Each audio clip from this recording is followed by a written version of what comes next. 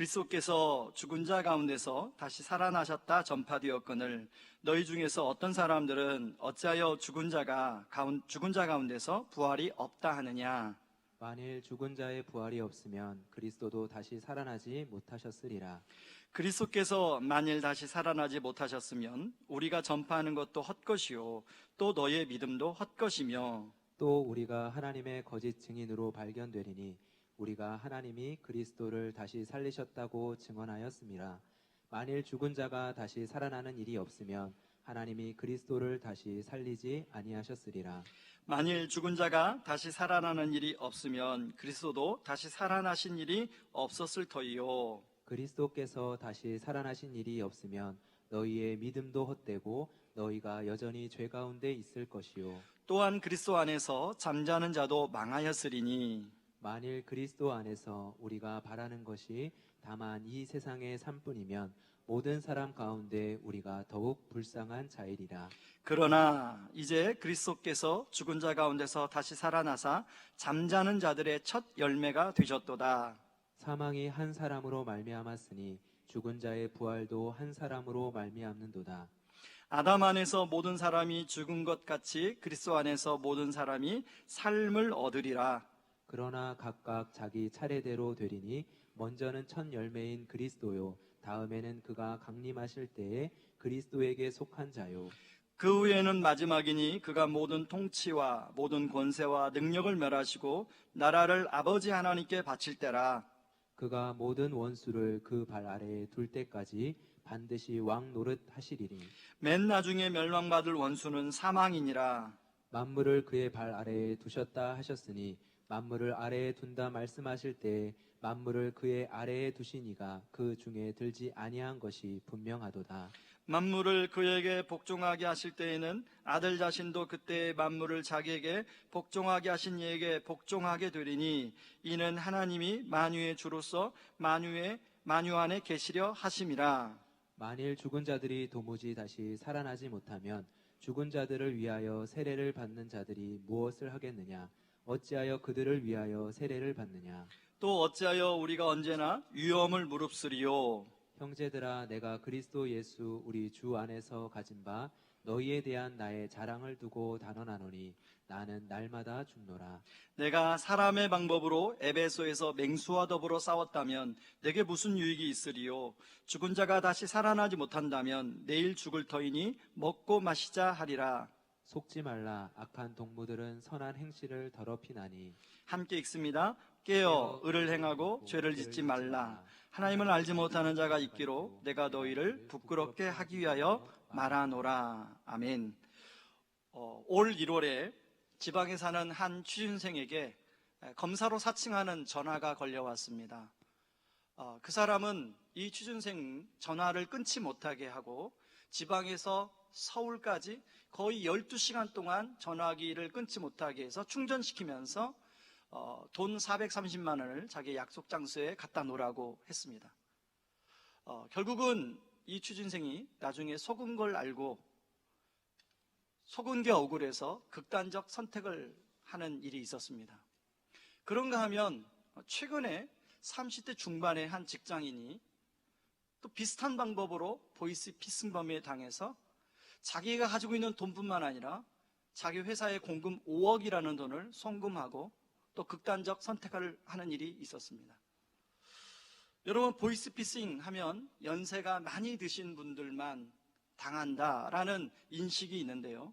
여러분, 보이스피싱범에 사실은 나이와 상관없이 다 당하는 것 같습니다. 사실 이런 보이스피싱범은 없어져야 합니다. 더 많은 사람이 피해를 당하고 있습니다. 그런데 여러분, 영적인 보이스피싱이 있다는 걸 아십니까? 영적인 보이스피싱은 우리에게 영적인 손해뿐만 아니라 우리 삶의 피해를 가져다 줍니다. 특히 사단은 기독교의 가장 중요한 교리인 부활을 사람들로 하여금 믿지 못하도록 역사적으로 그동안의 사람들을 수없이 속여왔습니다. 여러분, 오늘 우리가 읽은 고린도전서 15장에 보면 읽듯이 고린도 교회 성도들에게 바울이 부활에 대한 복음을 분명히 전했습니다. 그런데요, 고린도 교회 성도들 가운데는 부활이 없다고 주장하고 믿는 사람들이 있었습니다. 여러분 고린도전서 15장 12절을 제가 다시 한번 읽어보겠습니다. 그리스도께서 죽은 자 가운데서 다시 살아나셨다 전파되었거늘 너희 중에서 어떤 사람들은 어찌하여 죽은 자 가운데서 부활이 없다 하느냐. 여러분 고린도 교회가 이런 문제가 생길 수 있었던 것은 고린도 도시 전체에 흐르고 있는 영지주의 영향 때문에 그렇습니다. 영지주의자들은 사람이 죽으면 영혼은 선하고 육은 악하다고 생각했기 때문에 육은 죽는 순간 없어진다고 믿었습니다. 이런 생각의 영향으로 바울이 부활의 복음을 전했지만 어떤 사람들은 예수님의 부활을 믿지 못하고 진짜 그런가 의심하는 사람이 생겼다는 것입니다. 이런 뒤에는요, 바울이 영적인 실체가 있었다고 이야기하는데 오늘 본문에 보면 사망이라는 말이 많이 나옵니다. 여러분 고린도전서 15장 26절에도 사망이라는 말이 나오는데 맨 나중에 멸망받을 원수는 사망이니라. 그리고 15장 55절에 우리 같이 한번 읽어볼까요? 같이 읽습니다. 사망아 너의 승리가 어디 있느냐? 사망아 내가 쏘는 것이 어디 있느냐? 여러분 33절에 보면 바울이 이런 사망에게 속지 말라고 이야기합니다. 여러분 이 사망은 단순히 죽음을 가리키기도 하지만 죽음의 권세 뒤를 붙들고 있는 원천인 바로 사단의 세력을 말하고 있습니다. 근데 여러분 사단은요 예수님이 부활할 때부터 우리들을 부활을 믿지 못하도록 속여왔습니다. 마태복음 28장에 보면 예수님이 부활하자마자 군병들에게 돈을 주어서 부활이 거짓이라고 제자들이 예수님의 시체를 훔쳐갔다고 소문을 내라고 병사들을 그렇게 꼬드기는 장면이 나옵니다. 그런가 하면 역사적으로 보면 예수님이 십자가에 정말로 죽은 게 아니라 기절한 것이다. 그래서 기절설도 있습니다. 기절하다 깼다는 거죠. 그리고 어떤 사람들은 예수님이 너무나 예수님을 사모해서 예수님이 환상 가운데 부활했다. 환상설. 뿐만 아니라 역사 속에서 부활을 공격하는 수많은 속임수들이 있었는데요. 여러분 그 성배와 같은 소설, 그런가 하면 그 성배의 소설을 바탕으로 한 다빈치 코드라는 책이 한 10년 전에 굉장히 유행했던 적이 있습니다. 그것도 영화로도 만들어졌죠. 실제로 많은 젊은이들이 그 다빈치 코드의 책과 영화 때문에 믿음 안에 있던 젊은이들이 믿음을 버리고 떠난 그런 일들이 많이 있습니다. 실제로 이처럼 사단은 끊임없이 우리로 하여금 부활을 믿지 못하도록 하고 있다는 것입니다.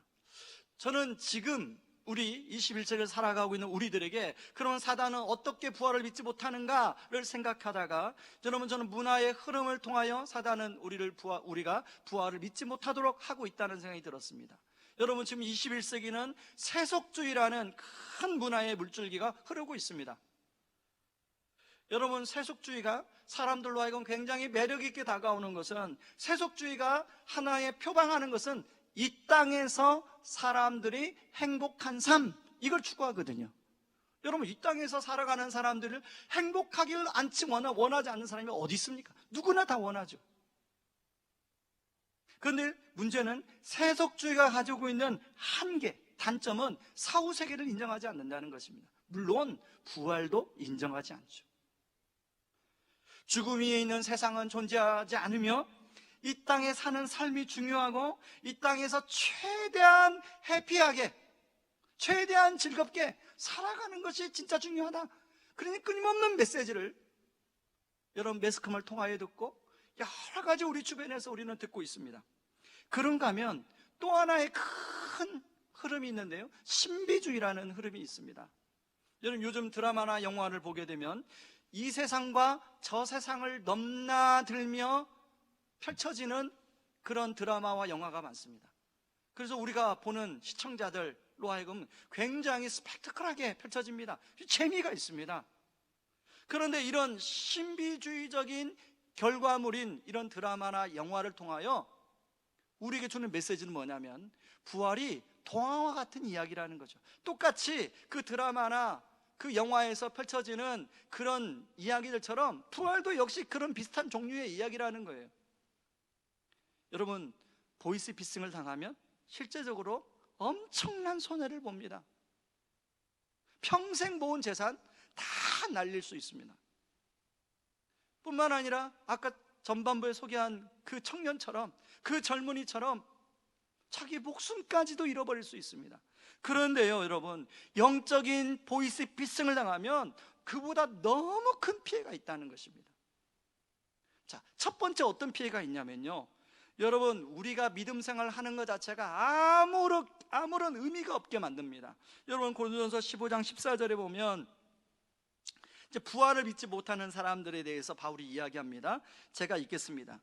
그리고 그리스도께서 다시 살아나지 못하셨다면 우리가 전파한 복음도 헛되며 여러분의 믿음도 헛될 것입니다. 여러분, 우리는 사람은요, 이성을 가지고 있어서 의미를 부여하고 의미를 자꾸 찾는 존재입니다. 그래서 사람이 의미를 발견하지 못하면 그것이 별로 필요 없게 느껴집니다. 여러분, 기독교에 부활이 없다면 여러분, 기독교는 현세적 종교, 기복적 종교, 하나의 샤머니즘처럼 되어버립니다. 그래서 기독교가 현세적이고 이 기복적으로 치우치게 되면 어떤 일이 발생하냐면 삶에 어떤 어려움이 있고 삶에 어떤 이해하지 못하는 일을 만날 때 더 이상 기독교는 거기에 답을 줄 수가 없습니다. 만약에 저와 여러분의 신앙이 이 땅에서의 어떤 기도 응답, 하나님의 축복으로만 치우쳐 있다면 여러분, 우리가 갑작스럽게 만나는 삶의 어떤 어려움을 바로 우리가 믿는 하나님은 답을 줄 수가 없습니다. 그렇다 보면 의미가 없어지는 것이죠. 내가 믿는 것이 헛되고 내가 주일날 이렇게 온라인 예배를 드리고 어떻게 쓰든지 온라인이라도 내가 예배를 드려야겠다, 그런 것 자체가 무의미해지는 거죠. 믿어지지가 않는 거죠. 예배를 드릴 필요가 없죠. 예배를 드려도 건성건성으로 드릴 수밖에 없는 거죠. 여러분, 혹시 그런 분이 있다면 여러분, 오늘 말씀을 통하여 여러분 안에 이 부활의 믿음을 분명하게 붙드는 은혜가 있기를 바랍니다. 그래서 왜 내가 신앙생활을 하는 것이 의미가 있는 건지, 내가 비록 교회 현장에 함께해서 예배를 드리지 못한 상황에 온라인으로 예배를 드리는 게 왜 예배를 드리는 의미가 있는지를 여러분 발견해서 그렇게 정말 의미 있는 신앙생활을 할 수 있기를 주님의 이름으로 축원합니다. 그런가 하면 두 번째 한계는 뭐냐면 여러분, 히브리서 9장 27절에 보면 이런 말씀이 나옵니다. 사람들은 한 번은 모두 죽습니다. 죽은 후에는 반드시 심판이 우리를 기다립니다. 여러분, 누구에게나 죽음은 찾아오게 되어 있습니다. 죽음을 피해갈 수 있는 사람, 이 세상에 단 한 사람도 예의가 없습니다. 높은 뜻 승리교회를 목회하고 은퇴하신 김동호 목사님이 폐암에 걸려서 지금 그 항암을 투병하고 계시는데요, 이분이 그 페이스북에다가 아침마다 날마다 기막힌 새벽이라는 제목의 메시지, 새벽기도 말씀을 올립니다. 그 말씀을 듣다가 이분이 이런 말씀을 하는 걸 들었습니다. 자기가 건강할 때는 죽음에 대해서 굉장히 당당하게 설교하고 선포했다는 거예요. 담대하게 내가 그걸 이길 수 있어요, 이렇게 막 설교했다는 거예요. 그런데요, 본인이 폐암에 걸리고 항암을 하면서 죽음이 코앞에 오자 죽음이 얼마나 무서운지를 경험했다는 거예요. 그분의 표현함이 이렇습니다. 예전에는 죽음이라는 것이 객관화되었었는데 그 죽음이 내 코앞에 오면서 주관화되면서 죽음이 주는, 아직 죽음을 맞닥뜨리지는 않았는데 죽음이 다가오니까 두렵고 우울하고 하루에도 몇 번씩 속절없이 감정적으로 약해지는 자신을 보게 되었다는 거예요. 그래서 죽음이 만만치 않은 것이라는 걸 알게 됐다는 거예요. 여러분, 우리는 이런 죽음을 누구나 맞이합니다. 어떤 분은 내가 아직 젊으니까 괜찮아 라고 말할 수 있지만요, 여러분, 죽음을 맞이하는 것은 순서가 없다는 걸 아시지 않습니까? 그럴 때 부활을 믿지 않고 이 세상이 전부라고, 그리고 이 세상을 행복하게만 살아야 된다는 것을만 믿는다면 여러분, 죽음을 맞이할 때 그것은 답이 될 수가 없습니다. 한없는 절망만 느껴지고요, 인생이 후회스럽게만 느껴지고 모든 것이 자기를 향한, 서운한 사람을 향한 원망밖에 나오지 않습니다. 저는 목사로서 사람들이 인종하는 것을 종종 지켜볼 때가 있습니다. 그런데 어떤 분들은요, 임종할 때 굉장히 평안하게 임종을 맞이하시는 분이 있는가 하면, 어떤 분들은 살아있을 때 나름대로 세상에 상당히 높은 위치에서 참 굉장히 여유 있게 행복하게 살아갔을 것이라고 상상되는 그런 분들조차도 마지막 죽음 앞에 얼굴을 온갖 찡그리고 마지못해 죽음을 맞이하는 광경을 목도할 때가 있습니다. 저는 그런 모습을 보는 가족들의 얼굴을 모습 보면 가족들이 너무나 마음이 아파합니다.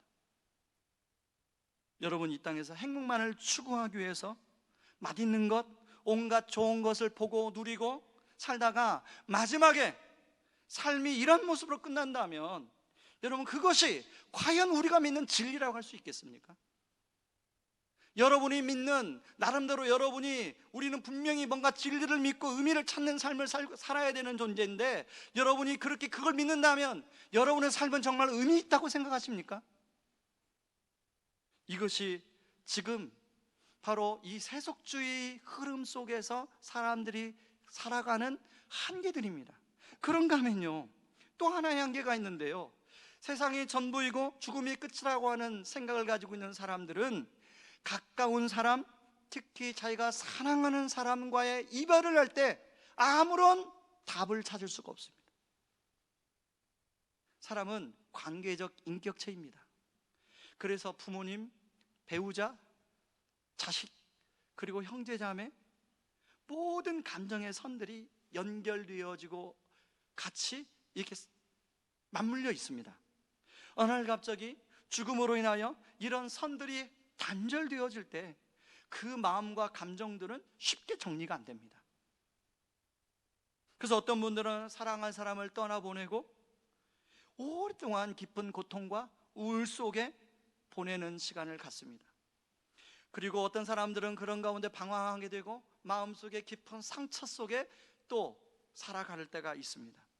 이처럼 모든 것이 끝이라고 생각하는 죽음은 생각보다 많은 실제적인 어려움, 피해를 우리에게 가져다 줍니다. 그래서요, 성경은 고린도전서 15장 19절에 우리에게 이렇게 말합니다. 여러분, 같이 한번 읽어볼까요? 같이 한번 읽습니다.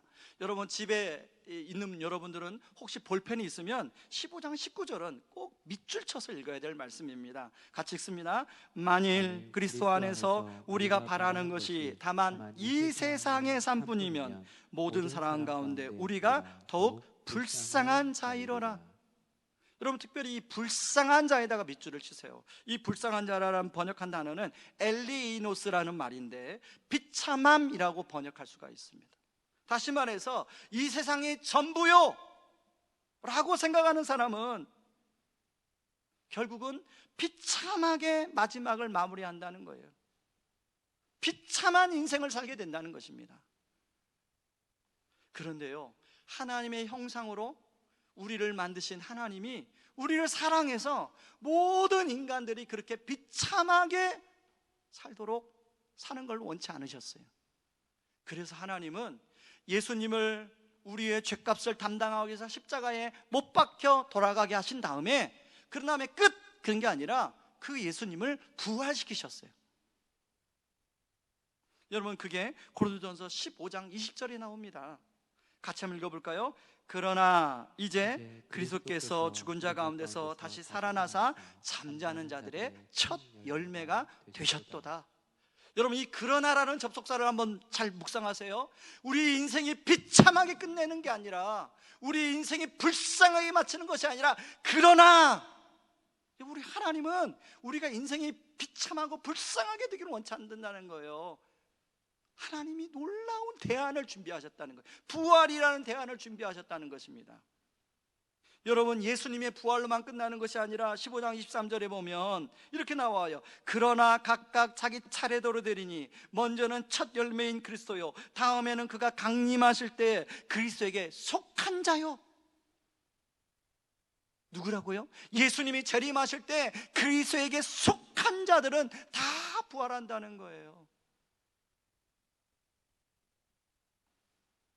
우리를 사랑하시는 주님은 우리가 죽음을 맞이할 때 우리가 혼자서 죽음을 통과하도록 내버려 두지 않습니다. 우리에게 부활을 선물로 주신 하나님은 우리가 죽음을 맞이할 때, 여러분이 죽음을 맞이할 때 그 죽음을 여러분 혼자서 통과하도록 내버려 두지 않으세요. 부활의 첫 열매 되시고 만왕의 왕이신 예수님께서 우리의 손을 꼭 붙들고 그 죽음을 같이 함께 통과하도록 도와주십니다. 죽음 통과하기 무섭지? 걱정하지 마. 내가 너와 함께 해줄게. 어린 시절 깜깜한 밤에 아이들이 혼자 가라고 하면 그 길을 절대 가지 못합니다. 그러나 부모님이 뒤에 온다는 걸 알면 아이들이 깜깜한데 불이 없는데도 막 앞으로 뛰어갑니다. 여러분 자식들 키우면서 그 경험 해보셨을 거예요. 우리 주님이, 부활의 주님이, 만왕의 왕이신 하나님이 그 죽음을 통과하는 것이 너무 괴롭고 힘들기 때문에 우리 손을 꽉 잡고 내가 함께, 너와 함께 그것을 통과하게 해줄게. 여러분 죽음은요, 그 앞에서 절망하거나 그것을 통과해야 됩니다. 근데 여러분 죽음은 절망하는 게 낫겠습니까? 아니면 통과하는 게 낫겠습니까? 죽음은요 극복해야 되는 것입니다. 그래서 죽음을 통과하여 극복하여 부활과 영원으로 갈 때 바로 하나님이 원하시는 삶이 펼쳐지는 것입니다. 언젠가 제가 우리 장모님 말씀을 한번 드렸지요. 대장암 말기로 항암을 하면서 대장에 가득 차 있으니까, 암덩어리가 차 있으니까 물 한 모금도 먹을 수 없는 그 순간 43일 동안 샘물로 호스피스에서 그렇게 마지막 시간을 보냈는데요, 그 43일 동안 있으면서 젖먹던 힘까지 꺼내서 누군가가 병문안을 오면 항상 축복 기도를 해줘요. 저는 그때 얼마 전까지만 해도 그게 장모님에게서 나오는 힘인 줄 알았어요. 그런데 제가 오늘 이 말씀 묵상하면서 그건 장모님이 주시는 힘이 아니라, 장모님 안에 나오는 힘이 아니라 우리 주님이 우리 자기 장모님을 붙들고 있었기에, 손잡고 있었기에 주님이 주시는 힘으로 그게 가능했던 것이죠. 이 말씀을 준비하면서 아내와 함께 가족의 입장에서 어머니를 떠나보낼 때 마음이 어땠는지를 함께 들어봤습니다. 처음에는 자신의 사랑하는 어머니가, 여러분 딸들은 감정적으로 더 많이 얽혀 있지 않습니까? 그래서 어머니를 떠나보내려고 하니 너무너무 마음이 힘든 거죠. 죽음의 그림자가 하나둘 어머니 얼굴에 그 짙은 폐색이 짙어가는 모습을 보면서 너무 한날 한날이 괴로운 거죠. 근데 어느 날 기도했다는 거예요. 하나님께 기도하는데 성령님이 그런 마음을 주시더라는 거예요. 애야, 너의 어머니가 꺼져가는 등불이 아니라, 비록 육신은 날마다 쇠하는 것처럼 보이지만 바로 너의 어머니는 지금 내 품으로 점점 하루하루 다가온단다. 이 성령이 주시는 마음으로 받고요, 그 다음부터는 180도로 자기 엄마를 바라보는 마음과 생각이 달라졌다는 거예요. 똑같이 얼굴에 폐색이 짙어가는데 그 어머니와 함께 어머니 얼굴을 볼수록 천국에서 주님이 자기 엄마를 맞이할 것을 상상이 되니까 너무너무 기쁘더라는 거예요. 그래서 바울이요 뭐라고 하냐면, 사망아 너의 승리가 어디 있느냐, 사망아 내가 쏘는 것이 어디 있냐라고 이야기하고 있습니다. 여러분 고린도서 15장 34절에 바울은 이게 부활이 없다고 하는 말에 속지 말라고 이야기하고 있습니다. 그리고 15장 2절에 내가 너에게 가르쳐준 부활의 복음을 굳게 믿으라고 이야기하는 것입니다. 그런데 여러분, 이 부활은 이 죽음을 앞둔 상황에서만 우리에게 위로가 되고 힘이 되는 게 아닙니다. 바로 오늘을 살아가게 하는 힘이 있다는 거예요. 여러분 앞에서 부활을 믿지 못하도록 속이는 대상이 바로 죽음을 쥐고 있는 사망 권세 사단이라고 말씀을 드렸습니다. 그런데 예수님이 십자가에 죽으실 때 예수님이 부활하면서 사망 권세를, 머리를 파괴시키셨어요. 그리고 예수님이 재림주로 오실 때 그 사망 권세는 완전히 멸망을 당합니다.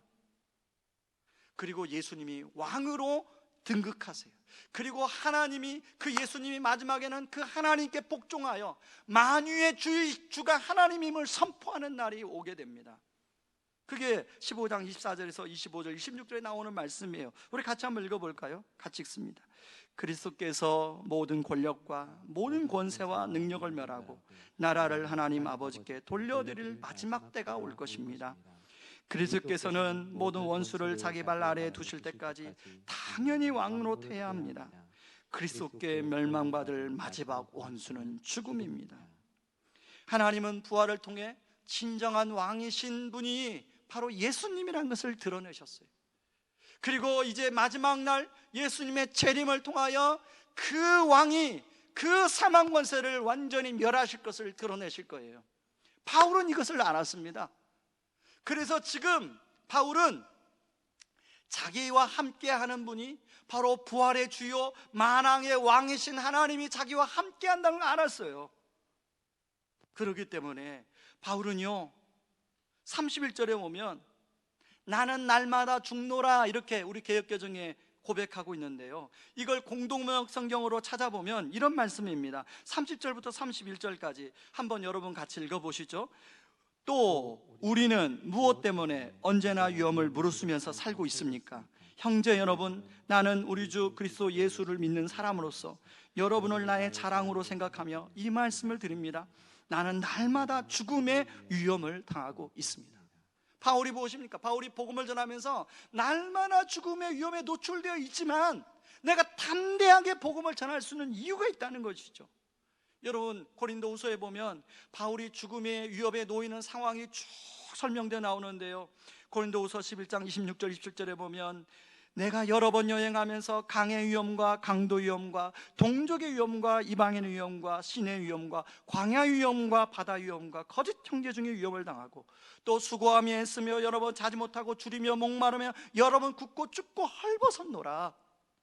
그런 위험이 있지만 내가 복음 전하는 것을 포기하지 아니하고 담대하게 죽음의 위험을 무릅쓰고 하는 것은 바로 나와 함께 내 손을 여전히 붙잡고 계시는 부활의 주님, 내 손을 여전히 붙잡고 계시는 만왕의 왕이신 하나님이 우리와 나와 함께하기 때문이라고 바울은 이야기하고 있는 것입니다. 그러면서 32절에 내가 에베소에서 맹수와 더불어 싸울 수 있었던 이유도 마찬가지라고 얘기합니다. 여기서 진짜 맹수라 싸웠는지 아니면 바울이 에베소에서 핍박받은 모습을 이렇게 상징적으로 표현한 건지는 정확하게 모릅니다. 어쨌든 바울은 수많은 죽음의 위협과 위기를 당했지만 부활의 주님, 만왕의 왕이신 하나님 붙들고 담대하게 자기에 맡겨진 소명, 사명 감당하며 그렇게 살았다고 이야기하고 있습니다. 여러분, 바울처럼 우리도 살면서 크고 작은 그런 죽음 앞에 우리가 놓일 때가 있습니다. 특히 코로나로 장기화되면서 다양하게 이 코로나가 사람들을 힘들게 하는데요, 경제적 어려움도 어려움이지만 보고 싶은 사람들을 마음대로 만나지 못하고 자신이 원하는 것이 뜻대로 코로나 때문에 되지 않아서 많은 사람들이 우울감에 시달린다는 거예요. 그런가 하면 자기도 모르게 감염이 될지 모른다는 불안감, 그리고 인해 파상되는 여러 가지 일들에 대한 두려움들이 사람들의 마음을 지금 휘어잡고 있다는 것입니다. 제가 지난주에 신문에 나온 한 60대 어르신의 글을 보고 참 공감이 되었습니다. 이 분의 글의 제목은 이렇게 시작합니다. 저는 죄인이 되었습니다. 제가 한번 읽겠습니다. 15일 저녁 사무실에 갔습니다. 000C가 열이 아프다고 합니다. 전화를 걸어서 빨리 보건소에 가라고 했다. 난 집으로 가야 되나 말아야 되나 잠시 서성이다가 온 김에 얼른 찍고 가야지 하며 컵에 담긴 건빵을 주워 먹었다. 그리고 3일 후 생각지 못한 000C가 코로나 확진자란다. 눈앞이 캄캄해졌다. 그러나 난 아니겠지 했는데 나도 확진자란다. 내가 모시고 있는 요양원 어르신들 어떻게 하란 말인가? 아마 이분이 요양원 어르신들을 섬기는 일을 하고 계신가 봐요. 함께 사는 어린 손자 손주들은 밥도 같이 먹고 얼굴도 비비고 매일 뽀뽀도 했는데 말이 필요 없이 방법도 없다. 앞이 깜깜하고 손발이 떨리며 한없이 눈물이 쏟아진다. 어르신 119명 검사, 우리 가족 9명 검사, 모두 음성인데 앞불사 어르신 한 분이 양성이라고 난 죄인이 되었다. 지옥에 떨어지는 기분이었다. 더 이상 무슨 말이 필요한가? 인터넷에선 우리 가족 신상이 공개되었고 내가 신천지라는 등 다단계라는 등 각종 유언비어가 나돌았다. 텔레비전 뉴스에 우리 동네 우리 집이 나왔다고 여기저기서 전화가 온다. 나는 수많은 사람들에게 죄인이 되었다. 온몸이 쑤시고 아픈데 이 아픔보다 나로 인해 힘들어하는 주변 사람들을 생각해 마음이 더 아프고 우울하다. 모든 걸 여기서 마감했으면 마음이다. 지옥 체험을 하고 있는 기분이다. 누구의 잘못인가? 코로나를 내가 만들어 전파한 것도 아니고 나도 내가 부른 사회에 전염이 된 건데 난 코로나로 감염된 피해자인데 사회로부터 치탄받는 죄인이 되었다. 나는 죄인입니다. 저로 인해 고통받는 동네 분들에게 무릎 꿇고 사죄드립니다.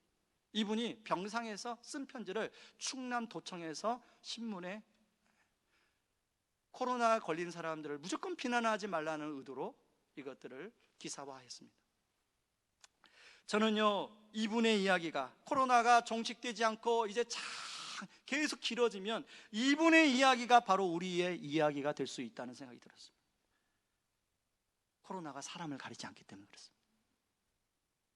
그러면서 코로나로 기사가 나오면 저는 그분을 위해서 기도해야겠다는 생각이 들었습니다. 여러분, 오늘 말씀을 듣는 여러분들도 신문에서 그런 기사를 보면 여러분이 무조건 비난하는 것이 아니라 여러분이 그분의 입장에 서서 기도할 수 있기를 바랍니다. 저도 이 정도까지 아니지만 3주 전에 비슷한 경험을 잠깐 했습니다. 월요일 날 이제 휴일이라 잠시 쉬고 있는 때 저희 막내 학교 담임 선생님으로부터 전화가 왔습니다. 저희 막내가 목이 간질간질해서 그냥 학교 보건선생님한테 갔는데, 보건실을 갔는데 보건선생님이 코로나 검사를 받으라고 했다는 것입니다. 그래서 부모님이 알아야 될 것 같아서 전화했다는 거예요. 여러분, 그때부터 그 전화를 받고 그 막내가 이제 코로나 검사를 받았습니다.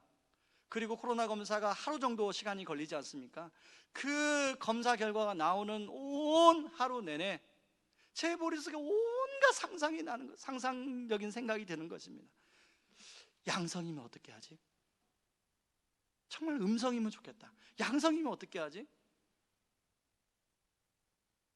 그날 저녁에는 잠이 잘 오지 않았습니다. 그런데요, 그때 떠올랐던 하나의 말씀, 로마서 8장 28절, 하나님을 사랑하는 자, 그 뜻대로 부르심을 입은 자들에게는 모든 것이 합력하여 선을 이루느니라. 그래, 양성일지라도 하나님이 합력해 선을 이루실 텐데 하나님이 책임지시겠지. 그리고 잠자리 들었습니다. 근데 그날 아침에 새벽에 일어나는데요, 마음이 너무나 평안한 거예요. 이제 몇 시간 앞이면 결과가 나올 텐데 마음이 너무 평안한 거예요. 그래, 음성이어도 좋고 음성이면 좋겠다, 양성이 아니면 좋겠다 라는 마음이 여전히 있죠. 그러나 그럴지라도 합력하여 선을 이루실 하나님이 나의 하나님이기 때문에 다행히 음성으로 나왔습니다. 그런데요, 여러분, 그것은 한순간의 경험 아닙니까? 근데 여전히 제 안에 짓누르는 하나의 마음이 있어요. 우리가 학교를 사용하고 있기 때문에 혹시도 생기지 모르는 일들에 대한 압박감이 아침 저녁으로 저를 짓누릅니다. 아마 우리 성도님들도 마찬가지라 생각이 들어요. 각자 자리에 위치해서 정도는 다르겠지만 우리 성도님 가운데는 많은 사람들을 책임지는 성도님들도 계세요. 아마 그런 분들도 비슷한 이런 눌림들을 겪지 않을까 하는 생각들이 들었습니다. 여러분, 우리가 살아가면서 이런 작은 죽음들을 우리 일상에서 자주 경험하게 되는데 여러분, 그때마다 우리 마음이 얼마나 눌리고 힘듭니까? 바울은 그러한 수많은 죽음의 위협 가운데서도 자신에게 맡겨준 복음 전파의 사명을 포기하지 않을 수 있었던 이유는 바로 부활의 주님, 만유의 왕이신 하나님이 나와 함께 있다는 것, 바로 내 손을 꼭 잡고 계신다는 것, 그 믿음이 있었기 때문에 가능한 거 아니겠습니까? 그래서 바울은 이렇게 성도들에게 권면합니다. 고린도전서 15장 57절 58절 말씀 같이 한번 읽어보겠습니다. 같이 읽겠습니다. 우리 주 예수 그리스도로 말미암아 우리에게 승리를 주시는 하나님께 감사하노니. 다시 57절이 중요합니다. 다시 읽습니다. 우리 주 예수 그리스도로 말미암아 우리에게 승리를 주시는 하나님께 감사하노니. 여러분, 승리를 주시는 그 이유가 누구로부터 나옵니까? 바로 예수 그리스도를 통해 나오는 거예요. 자, 58절 읽습니다. 그러므로 내 사랑하는 형제들아, 견실하며 흔들리지 말고 항상 주의 일에 더욱 힘쓰는 자들이 되라. 이는 너희 수고가 주 안에서 헛되지 않은 줄 알미니라. 여러분, 우리 안에 코로나로 인해서 이런저런 불안과 두려움이 있어요. 그것도 이건 압박감과 눌림들이 있어요. 그러나 그때마다 우리가 바라봐야 할 분은 바로 부활의 주, 만왕의 왕이신 하나님이 우리와 함께 있다는 거예요. 그분이 우리에게 이미 승리를 주셨고, 비록 어떤 상황, 우리가 정말 염려한 어떤 상황이 올지라도 결국 우리를 부활시키실 그 주님이 우리와 함께 하신다는 것입니다. 저는 고린도전서 15장 57, 58절 말씀을 젊은 날부터 제가 힘들 때마다 책상 앞에 붙여놓고 수없이 묵상했던 말씀이에요. 그런데 어제도 이 말씀을 묵상하는데 이 말씀을 수없이 암송하면서 묵상했어요. 화장실에 가서도 묵상하고. 제가 왜 그랬을까요? 제가 목사지만 제가 한없이 연약한 존재이기 때문에 그렇습니다. 저도 하나님께서 붙들어주지 않으시면 흔들릴 수밖에 없는 존재라는 거예요. 여러분, 우리가 흔들릴 때마다 우리가 붙들어야 할 분은 누구십니까? 우리가 흔들릴 때마다 우리가 바라봐야 할 분은 누구십니까? 바로 우리를 십자가에서 죽으시고 부활하신 그 주님, 그리고 사망 권세를 멸하시고 우리와 만왕의 왕으로 함께 하시는 그 하나님, 그분을 바라볼 때 우리가 흔들리다가도 흔들리지 아니하고 우리가 우리에게 주어진 일을 담대하게 감당하게 될 줄 믿습니다. 이 코로나가 우리를 힘들게 하지만 그런 가운데 이 주님 붙들고, 이 하나님 붙들고, 성령님 붙들고 그분이 여러분의 손을 붙잡고 있다는 걸 믿고 당당하게 살아가는 저와 여러분들 되기를 주님의 이름으로 축원합니다. 이 시간에 같이 찬양하고 기도하겠습니다. 주님 다시 오실 때까지 같이 찬양하며 나갑니다.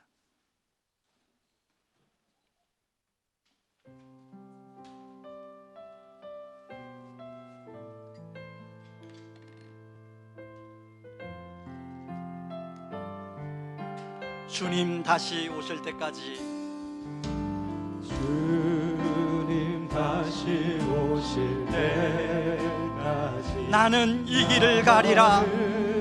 이 길을 가리라. 좁은 길, 좁은 길, 나의 십자가 지고. 나의 십자가. 여러분, 한 번 더 찬양합니다. 주님 다시 오실 때까지. 주님 다시 오실 때까지 나는 이 길을 가리라.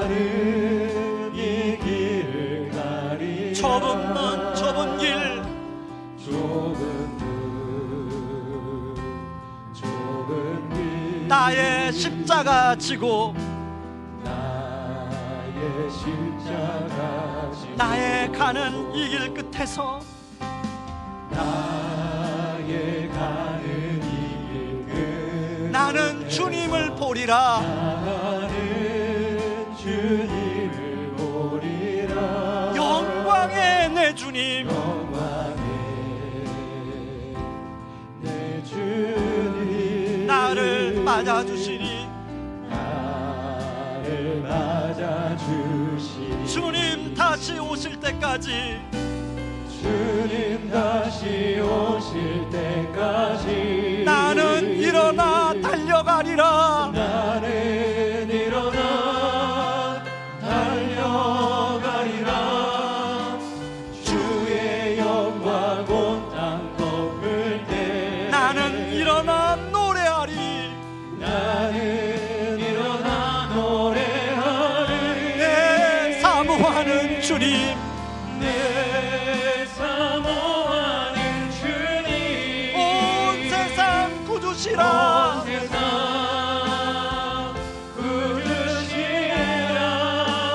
내 사랑하는 주님, 내 사모하는 주님, 영광의 왕이시라. 영광의 왕이시라. 여러분, 가정에서 예배드리지만 한번 그 자리에서 다 일어나서 우리 찬양하기를 원합니다. 주님 다시 오실 때까지 나는 이 길을 가리라. 좁은 문 좁은 길 나의 십자가 지고. 여러분이 지금 지고 하는 십자가는 무엇입니까? 여러분, 이 코로나 상황 속에서도 어쩔 수 없이 그 일을 감당해야 될 십자가들 있지 않습니까?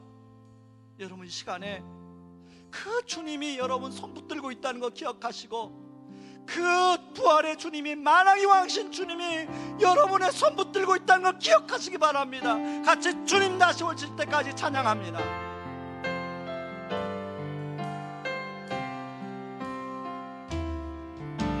주님 다시 오실 때까지 나는 이 길을 가리라. 길을 가리라. 좁은 문 좁은 길 좁은 길 나의 십자가 지고, 나의 십자가 지고, 나의 가는 이 길 끝에서 나의 가는 이 길 끝 나는 주님을 보리라. 나는 주님을 보리라. 영광의 내 주님, 영광의 내 주님, 나를 맞아주시니. 나를 맞아주시니. 주님 다시 오실 때까지 주님 다시 오실 때까지 나는 일어나 달려가리라. 나는 일어나 달려가리라. 주의 영광 온 땅 덮을 때 나는 일어나 노래하리. 나는 일어나 노래하리. 내 사모하는 주님, 온 세상 구주시라. 구주시라. 내 사모하는 주님, 영광의 왕이시라. 내 사모하는 주님, 내 사모하는 주님, 온 세상 구주시라. 내 사모하는 주님, 영광의 왕이시라. 여러분, 이 시간에 같이 기도하기를 원합니다. 여러분, 두 손을 가슴에 한번 모으시기 바랍니다. 여러분, 한 번 죽는 것은 사람에게 정해진 것이요 라는 말씀처럼 죽음은 누구나 피해갈 수가 없습니다. 연세 드신 분이나 젊은 사람들이나 피해갈 수가 없어요. 그렇다면 여러분, 그 죽음을 어떻게 통과해 가기를 원하십니까? 바로 부활의 주님, 만왕의 왕이신 그 하나님이 저와 여러분의 손을 꼭 붙들고, 기서봐, 누구누구야, 그 죽음을 통과하는 게 무섭지? 걱정하지 마, 내가 너와 함께 있어. 너의 손을 꼭 붙잡고 통과할 테니 걱정하지 마, 염려하지 마 라고 하는 음성이 여러분에게 들리기 바랍니다. 코로나로 인하여 이런저런 어려움 속에 살아가는데 여전히 여러분 손을 꼭 잡고 계신 주님이, 누구누구야, 지금 힘들지? 어렵지? 마음이 많이 눌리지? 그러나 걱정하지 마, 나는 부활의 주님이야. 그 나는 만왕의 왕이신 하나님이야. 내가 너와 함께 있어. 걱정하지 마. 이건 역시 지나갈 거야. 그리고 다시 부활의 때가 올 거야. 그 말씀하시는 주님의 음성이 들리길 바랍니다. 이 시간에 그 주님 앞에 여러분 마음껏 같이 한번 기도하며 나아가겠습니다. 기도하겠습니다. 고마우신 하나님 아버지, 고맙고 감사합니다. 아버지, 우리가 한번 죽는 것은 사람에게 정하신 것이요 그 후에는 심판이라고 말씀했는데, 누구든지 죽음을 남발은 통과해 하나님의 영광 아버지, 막상 죽음이 아버지 우리 코앞에 오게 되면 아버지 막 정말로 아버지 너무 우리를 우대합니다. 그러나 아버지 그걸 아시고 아버지 우리에게 부활의 선물로 주시고 아버지 우리와 그 부활의 주님 아버지는 만왕의 왕신 하나님이 우리 손을 꼭 잡고 걱정하지 마, 염려하지 마. 아버지 너와 함께 할 거야. 너와 함께 이 죽음을 통과하게 할 거야. 부활로 영원을 나가게 될 거야. 말씀하시는 주님의 음성이 들려지게 하여 주시옵소서. 아버지 코로나로 인하여 아버지 하나님 여러 가지 마음에 아버지 걱정과 근심과 염려와 놀림 속에 살아가는 우리 성도님들에게 아버지 부활의 주님이 만왕의 왕신 하나님이 오늘도 위로하시는 음성이 들려지길 원합니다. 아버지 바울은 아버지 수많은 죽음의 위협 가운데 아버지 그 주님 바라보며 주님 의지하며 주님 손잡고 아버지 담대하게 복음을 전가했습니다. 아버지 저마다 아버지 주의 십자가가 있습니다. 아버지 그 십자가 가지고 지고 아버지의 코로나 상황 가운데 아버지 주님 바라보며 아버지 주님 오시는 그날까지 당당히 살아가기로 하는 저희를 되게 하여 주시옵소서. 아버지 하나님 마지막 때에 아버지 하나님 주님 앞에다가 아버지 영광의 찬송을 부를 그날 사모하며 가기 원합니다. 하나님 아버지 그 주님이 우리 성도님을 들어주옵소서. 아버지 붙잡아 주시옵소서. 우성고등학교와 우리 성도님들의 가정과 직장과 사업장 보호하여 주시옵소서. 하나님 아버지 인도하여 주시길 원합니다. 아버지 하나님 우리가 자주자주 이 부활의